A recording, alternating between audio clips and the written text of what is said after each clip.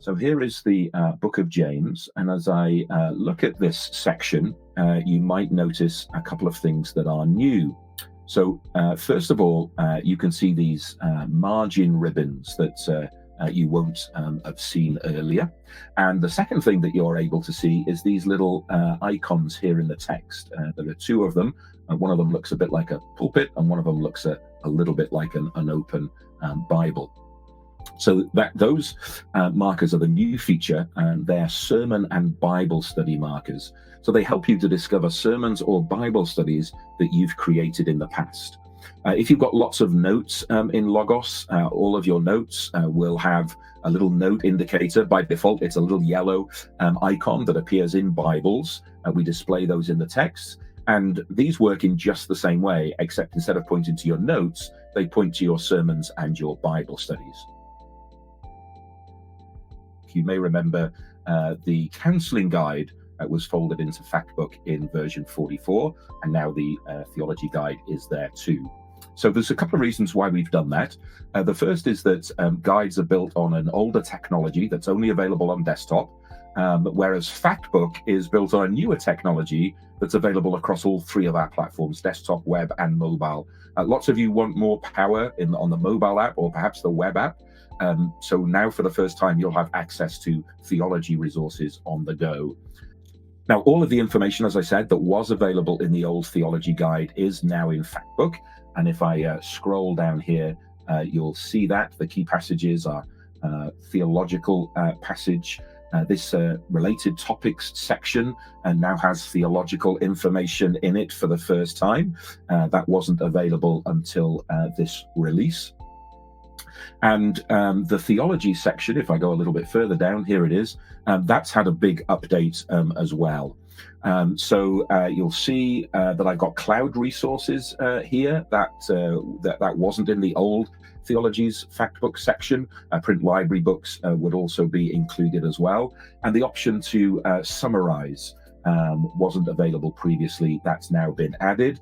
And the grouping options that you see here at the top, they're also new in this version as well.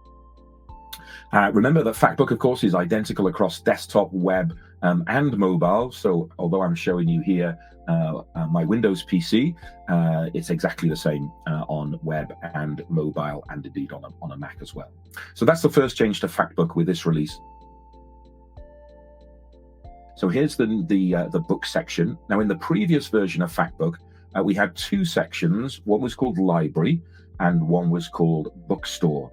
We've now merged them together into a single section called Books. That should save you some space in Factbook. One of the things that we recognize that as we're adding lots of new useful sections into Factbook, it could get a real pain to scroll through. So where it's possible to merge sections together so you don't have to scroll quite as far, we're trying to do that for you. Now, I think that probably most people are more interested in books that they already own. So your library is first here. And then maybe if you can't find what you're looking for in the books that you already own, you can switch across to the store, and then you'll see books that you can buy. In the old Smart Synopsis, the AI would tell us which articles it had used to generate its answers. The new large language model doesn't just do that, it tells us exactly which sentences it's used. So you can see this first sentence here in the synopsis is about Augustine of Hippo being born in 354 in the Roman city of Tagaste. Now, perhaps you're doing a paper on that and you want to double check, well, okay, that's what the AI says. Is it really true? And all I need to do now is hover over my footnote, and you can see that that's pulling up an article from the Popular Encyclopedia of Apologetics. And in that footnote, it's given me the exact content from that book that the AI has used to write this opening sentence. And of course, it wasn't just this one book that the AI used. If I hover over the next one, it gives me information from that book as well. It gives me the same information. We've talked about Smart Synopsis already, and I know that many of you are big fans of Smart Synopsis and you really appreciate the way that it can use your Logos library and AI to provide answers to your questions.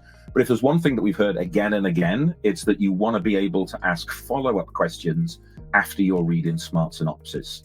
And when version 46 releases in November, we're hoping that we're going to be able to make that possible. So let's go into Smart Search again, and let's ask that question that we asked earlier about Augustine of Hippo and when he was born. Let's go into the all search, just paste that in. So again, this is executing the search just as we've seen a moment ago. But this time when I open Smart Synopsis, you'll see that there's a big button down here to continue this conversation. So that's what we're hoping to bring to version 46 in November. So if I click that button, it will open a new panel. We're calling that Study Assistant. And everything that we had in Smart Synopsis is copied over into the new panel. So you can see here's the question that I put into Smart Search, and this synopsis is exactly the same, word for word. The citations are all the same as we had. It's an exact copy of the of what we had. But there's that option at the bottom of the panel now where we can continue that conversation. So if I paste another question in there for speed, we're talking about Augustine of Hippo, of course. Where did he die? And if you look at this little block here, it's telling you what's happening. So in the background now, we're searching all of the Logos books. We're now analyzing those results. And on the basis of a search that we've run in the background, we're now able to answer that question for you and give you that follow-up. Now, the question that we started with, that's still there. I can scroll back to that and see something of the history of this conversation. And I need to be clear about what Study Assistant will and won't do. What Study Assistant is designed to do is to run either a smart search across your library, very similar to an all search, or a smart Bible search. It will do one of those two things. Sometimes it might do both of those two things at the same time.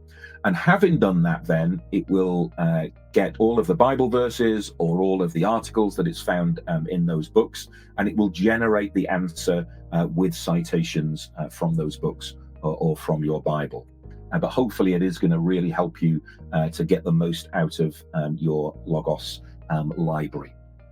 Now, Study Assistant won't just be available from Smart Synopsis. You remember that's how we launched it here, but you can launch it directly. It will be on the Tools menu. You can see it here as Study Assistant, and you can see that it saved the conversation that we've had up until this point. Of course, you might want to start a new conversation, and you're able to do that. You can click the new button if that's what you want. And I really like this interface that our UX designers have drawn. And you can see it gives you some kind of example questions of things that you might want to ask. Keep following through and continue that conversation as much as you want. So I think that's the main feature that we're bringing or hoping to bring at this stage to version 46 in November. And we're going to carry on iterating and improving on this over the next few months. We spent a long time working on this in the background, and we're not finished. This is certainly a feature that we know that we're going to need to iterate on and improve over time. So although you'll see the first kind of edition of this, as it were, hopefully in November, you will see continued improvements then as we look to improve its power. And I think your feedback is going to be really critical there in understanding how we can really make sure that this is a tool that you can trust and gives you what you need.